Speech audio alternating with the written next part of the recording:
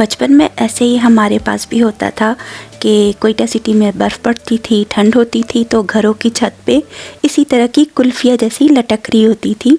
तो ये देख के मुझे मेरा ही बचपन याद आ गया कि बचपन में हम लोग कैसे एंजॉय करते थे। अम्मी लोग मना करते थे लेकिन हम बहनें जो है मिल के या फिर भाई भी सब मिल के ये कुल्फ़ियाँ तोड़ के हम लोग खाने की कोशिश करते थे और गला ख़राब होता था। हेलो जी, अस्सलाम वालेकुम। गुड इवनिंग ही कहूँगी अभी, क्योंकि इवनिंग का ही टाइम जैसा लग रहा है तो इवनिंग होने वाली थी। तो कैसे आप सब, उम्मीद करती हूँ सब ठीक होंगे, खैर आफियत से होंगे। मैं भी एकदम ठीक हूँ। और इस बंदे को देखे, दो डॉग्स लेके इस बर्फ़ में निकला हुआ है ठंडे वेदर में। तो इनका तो निकलना लाजमी होता है, चाहे तूफ़ान भी हो कुछ भी हो। कई वीडियोज़ में आप लोग देख ही चुके हैं कि हर तरह के वेदर में ये लोग अपने डॉग्स लेके निकले होते हैं। वरना फिर अगर ये ऐसे नहीं करेंगे तो ये उन डॉग्स के राइट्स के ख़िलाफ़ होता है, तो उनको फ़ाइन भी लगता है और उनका डॉक्टर के पास सब कुछ रेगुलर चेकअप सभी कुछ ज़रूरी होता है। और वैसे लोग अपने डॉग से बहुत प्यार भी करते, अपने बच्चों जैसा रखते हैं, उनकी इतनी केयर भी करते। खैर हम लोग यहाँ जा रहे थे, कुछ सामान रिटर्न करना था और यहाँ पे देख ले सारे दरख्त जो इस तरह से ड्राई हो चुके, तो उनमें जो ये घोंसले बने होते हैं परिंदों के, तो वो दूर से ही नज़र आते हैं। अब वीडियो में उतना क्लियर नहीं नज़र आ रहा, लेकिन खैर हमेशा इस तरह के नज़र आते घोंसले गोल गोल से बने हुए, तो इतने हसीन लगते। और यहाँ पे देख लें, कभी इस तरह का मंज़र हो रहा है, क्लिप एकदम से जो है कलर चेंज हो जाता, कभी दूसरी तरफ करती कैमरा तो मंज़र दूसरी तरह लगता। और इस ठंडे ठंडे वेदर में हम लोग निकल पड़े थे कि कुछ सामान रिटर्न करना था। इस शॉप पे जो है, समझे इस ऑफ़िस में हम लोग पहली बार जा रहे थे। हालांकि करीब में ही था, वहीं डाउनटाउन के पास ही, लेकिन ये था कि हमें थोड़ा दूसरे रास्ते से मैप घुमा के लेके आया। तो यहाँ से होते हम लोग जा रहे थे। लेफ़्ट साइड पे स्कूल है, चर्च है, और ये राइट साइड पे बड़े बड़े फुटबॉल ग्राउंड है, और भी जो ये लोग बेसबॉल वगैरह खेलते शायद उस तरह के ग्राउंड्स वगैरह। और देख लें स्कूल वैन्स अभी तक चल रही है और बच्चों को घर ड्रॉप कर रही हैं। तो इन मौसम में, इन हालात में कोई स्कूल बंद नहीं, कुछ नहीं, सभी बच्चे स्कूल जा रहे आ रहे। और यहाँ पे भी जो छोटा सा पॉन्ड बना हुआ है तो वो बिल्कुल फ्रीज़ है। और ये ब्रिज के ऊपर से हम लोग जा रहे थे। और ये ब्रिज भी मैंने एक टाइम जो है, जब मैं थ्रिफ्ट स्टोर आई थी तो उस व्लॉग में जो है मैंने शेयर किया था, हुआ तो मैं उसको लिंक कर दूँगी इस वीडियो के नीचे। तो वो वीडियो भी आप देखिएगा, जब मैं पैदल चल के आई थी थ्रिफ्ट स्टोर फ़र्स्ट टाइम देखने के लिए, तो मुझे बड़ा शौक़ होता था। तो खैर यहाँ अभी ट्रेन की पटरियों पर से हम लोग गुज़र रहे हैं और मौसम देख ले कितना ठंडा है। और जब उस टाइम में आई थी उस दिन भी बहुत ठंडी तेज़ हवा चल रही थी। मेरे गाल जो इस तरह से लाल लाल हो गए थे। बर्फ़ तो नहीं थी तब, क्योंकि वो लास्ट ईयर की वीडियो है या कुछ मंथ पहले की, लास्ट ईयर की तो नहीं, कुछ मंथ्स पहले की है, सर्दियाँ ख़त्म होने के कुछ दिनों के बाद। लेकिन मौसम बेहद ही ठंडा था और उन्हीं एरिया के पास से मैं गुजरी थी। और इस टाइम कई बसेस एक के पीछे एक गुजर रही थी और ये सारी स्कूल बसेस है और इनके पास से चलते हुए बहुत एहतियात करनी होती है। यहाँ पे भी देख ले येलो बसेस खड़ी हैं, तो सभी बच्चे अब घरों की तरफ जा ही रहे हैं। यहाँ पे भी कुछ बच्चे दिख रहे थे और मैप हमें घुमा के थोड़ा आगे ले गया था, क्योंकि बीच में सिग्नल शायद लॉस्ट हो गया था तो कुछ समझ नहीं आ रहा था। हम थोड़ा आगे निकल आए, लेकिन फिर से दोबारा मुड़ के हम लोग वापस आ गए। अब डाउनटाउन में यहाँ पे जो है जा रहे, और इस बार हमें सही से समझ आ गया कि वो यूपीएस स्टोर कहाँ पे था। तो लाइब्रेरी के साथ ही जो है, जो दूसरी शॉप्स वगैरह बनी है, वहीं पे ये स्टोर था। तो हम लोग आ गए और ये देख लिए, ये बैंक का ड्राइव थ्रू एटीएम है, तो इजीली जाए घूम के वहाँ से पैसे निकाले गाड़ी में बैठे बैठे और निकल ले आप।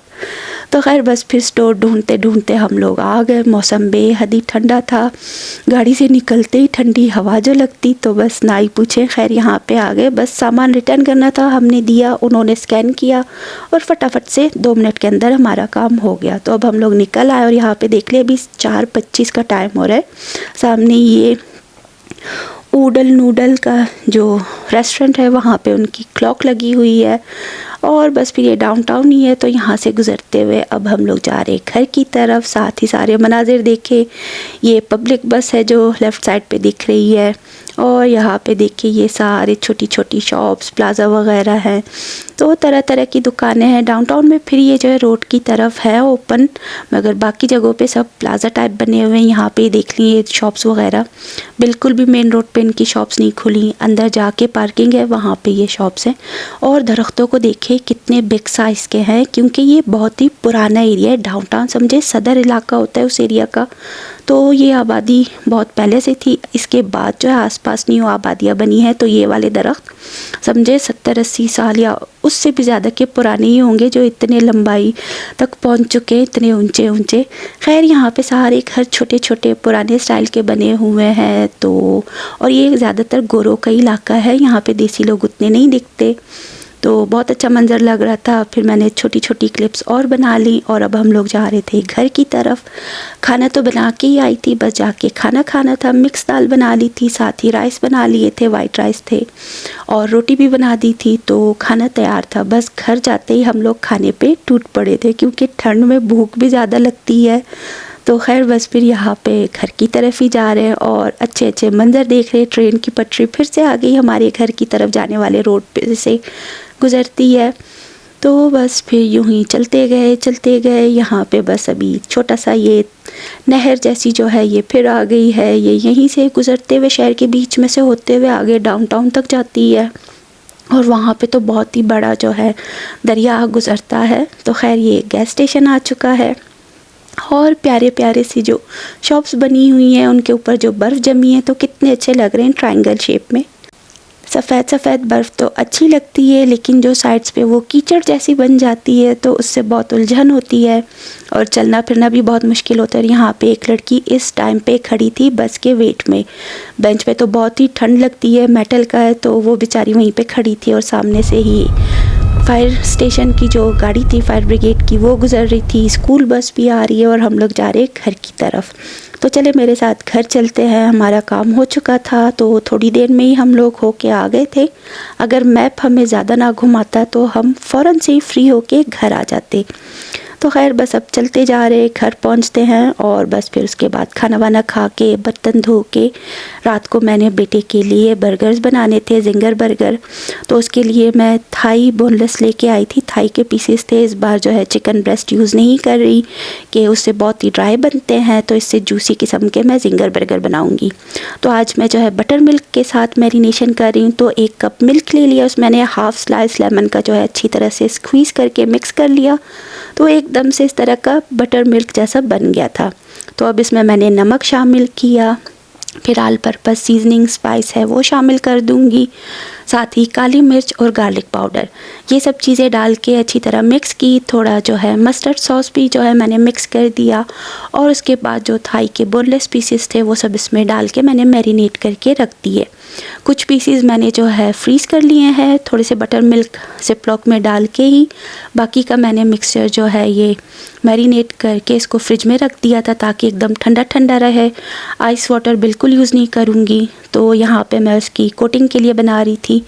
तो मैदा ले लिया है 1.5 कप, उसमें नमक शामिल किया, थोड़ी कुटी लाल मिर्च है, काली मिर्च और गार्लिक पाउडर, और साथ ही थोड़ा सा येलो फूड कलर डाल के मैंने इसको अच्छी तरह से मिक्स कर लिया ताकि उसमें थोड़ा अच्छा सा कलर आ जाए, वरना इस तरह से जो होता है तो फिर उसमें कलर उतना अच्छा नहीं आता। तो इसको भी मिक्स करके रख दिया। उसी टाइम देखा कि बेटा आ चुका था, आज जल्दी आ चुका था काम से, तो मैंने सोचा चलो फ्राइंग का काम स्टार्ट करती हूँ। तो मिक्सचर मैंने फ्रिज से निकाल लिया। अब इसी बटर मिल्क से निकाल के मैंने ड्राई कोटिंग की दबा दबा के, फिर उसके बाद दोबारा से इस बटर मिल्क के मिक्सचर में डिप करके वापस से ड्राई मिक्सचर में डाल के अच्छी तरह से दबा दबा के कोटिंग कर ली। साथ ही ऑयल भी रख दिया था गर्म होने के लिए ताकि अच्छे से गर्म हो जाए। फिर उसके बाद मीडियम फ्लेम करके मैं ये एक एक पीस डालती जाऊंगी और 6 से 7 मिनट तक बिल्कुल भी नहीं हिलाना ताकि एक साइड से कोटिंग अच्छी तरह से जो है चिपक जाए, इस पर फ्राई होने लगे।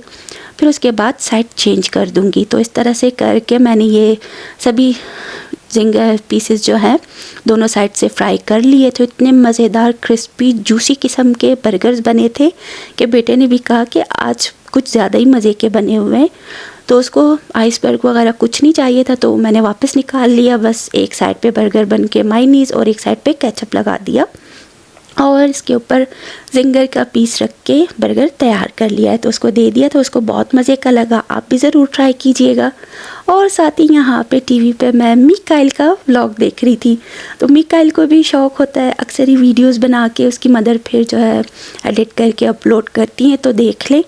इस बर्फ़बारी में भी स्कूल जा रहे सभी बच्चे, और सुबह का ही टाइम है तो हर बच्चे जो है अपने घर से निकल रहे थे, क्योंकि फिर बसेस जो है टाइम पे आती हैं, उनका टाइम फ़िक्स होता है, सबको पता है। तो उसी टाइम तक जो है सभी बच्चे निकल के आ जाते हैं। और कुछ बच्चे सामने ही जो है प्ले एरिया में खेल रहे थे, वो थोड़े बड़े बच्चे थे, तो उनकी बस शायद बाद में आनी थी। मिकाइल की बस भी यहाँ पे आ रही थी, तो देख ले मिकाइल कैसे स्कूल जा रहा है। और बस इसी के साथ मैं आप सबसे इजाज़त लेती हूँ। उम्मीद करती हूँ मेरी रेसिपी और व्लॉग पसंद करेंगे। मैं मिलूँगी आप सबसे अगले व्लॉग में। फ़िलहाल के लिए अल्लाह हाफ़िज़।